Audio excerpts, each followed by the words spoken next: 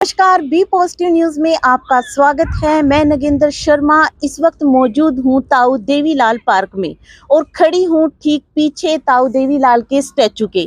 लेकिन सबसे पहले मैं आपको यहां पर कुछ लाइनें लिखी हुई हैं वो पढ़कर सुनाती हूं कि लोक राज लोक लाज से चलता है, प्रजातंत्र में जनता की अदालत ही सर्वोपरि है। ताऊ देवीलाल के विचार जो थे वो हमेशा ही सम्माननीय रहे हैं, पूजनीय रहे हैं, वो जननायक रहे हैं। लेकिन आज इस पार्क में पहुंचकर मुझे बड़ा तरस सा आया और मैं ये सोचने के लिए विवश हो गई कि क्या जननायक जो गरीबों के इतने बड़े नायक के रूप में उभरे, जिन्होंने किसानों के हित की बात की और हमेशा अपने सिद्धांतों पर जो चलते रहे, इस ताऊ देवीलाल पार्क का क्या हाल है।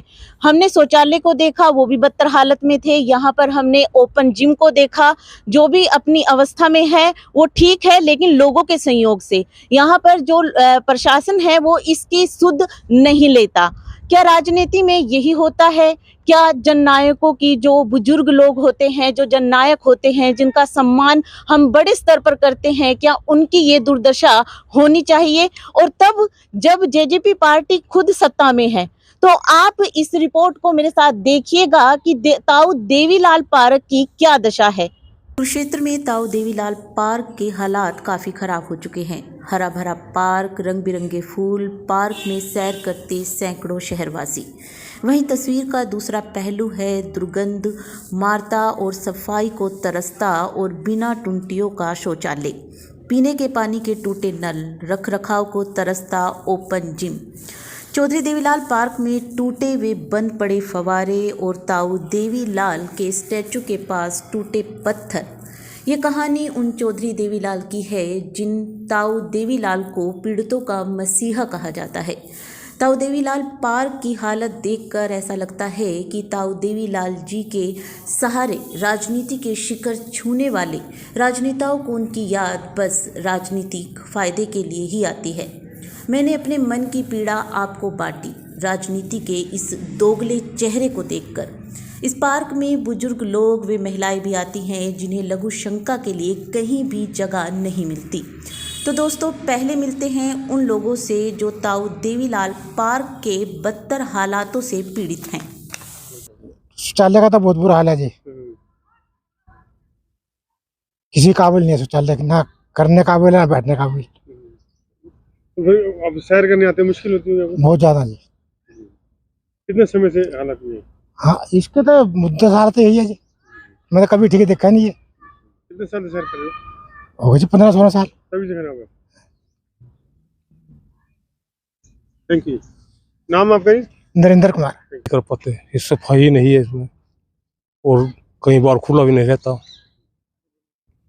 तो फिर बाहर ही जाना पड़ता है। कितने दिनों से सैर करने के लिए आ रहे हैं? मैं तो कम से कम 15 साल ही सह रहा हूँ, तो ये कभी हमें तो ठीक मिला नहीं। क्या है, कभी 1-2 दिन कभी ठीक होगा, फिर खराब हो जाता है। बार बार ठेकेदार को, उठले पड़ले सबको कहा जाता है, कोई ठीक नहीं करता। सर आप बताइए, ये शौचालय बना तो दिया गया, क्या ये यूज करने लायक है? नहीं, बिल्कुल नहीं। हम तो कम से कम 8-10 साल से डेली रूटीन में आ रहे। एक तो सबसे बड़ी है पानी की। अब पानी की कोई भी प्रबंध नहीं है यहाँ, और कभी लोग लगे रवा तो क्या करेगा घूमने वाला। तो सबसे बड़ी प्रॉब्लम यही है जी इस चीज की। देवीलाल जी के नाम पे पार्क बना तो सुविधा तो होनी चाहिए सरकार में। बिल्कुल बिल्कुल, क्यों नहीं होनी चाहिए जी। बूढ़े बुजुर्ग सभी यहाँ, तो ये तो सबसे पहली है। बाथरूम वगैरह की तो सबसे पहली है, तो इसी की नहीं है तो इसके लिए बूढ़े बुजुर्ग, चलो जवान तो ऐसे नहीं, कई बार किसी को बीपी की है या कई बीमारियां हैं जिसकी वजह से बार बार टॉयलेट जाना पड़ा। बड़े बुजुर्गों ने बड़ी दिक्कत आवा, इसके लिए डायबिटीज के मरीज हैं, उन्हें बड़ी दिक्कत आवा। तो इसके लिए आपका धन्यवाद, आपने कवरेज करे, बहुत बहुत धन्यवाद। सर ये शौचालय बना तो दिए गए, क्या इनका यूज होता है? ना जी ना, बहुत दिन हो गए, तो बहुत खराब पड़े हैं इनकी हालात। इनमें तो बढ़ने को भी जी नहीं करता है। इतने इनकी दयनीय हालात है कि इनको देख के भी पास को भी निकलना इनके लिए दुर्गंध इतनी है कि बहुत ज्यादा है। कोई यूज नहीं है इनका? यूज इसमें बढ़ ही नहीं सकते आदमी, आम आदमी बढ़ ही नहीं सकता इसके अंदर, इतनी बदबू है इसमें। जरूरी क्यों है यहाँ पे? बाथरूम, क्योंकि जो भी बुजुर्ग भी आते हैं, जवान भी आते हैं यहाँ, बाथरूम इसलिए ज़रूरी है कि भाई बाथरूम उनको आना जाना पड़ता है, वक्त गैर वक्त भी आना पड़ता है पार्किंग के घूमने के लिए, तो बाथरूमों में यहाँ टॉयलेट जाना पड़ता है, बाथरूम के लिए ज़रूरी है।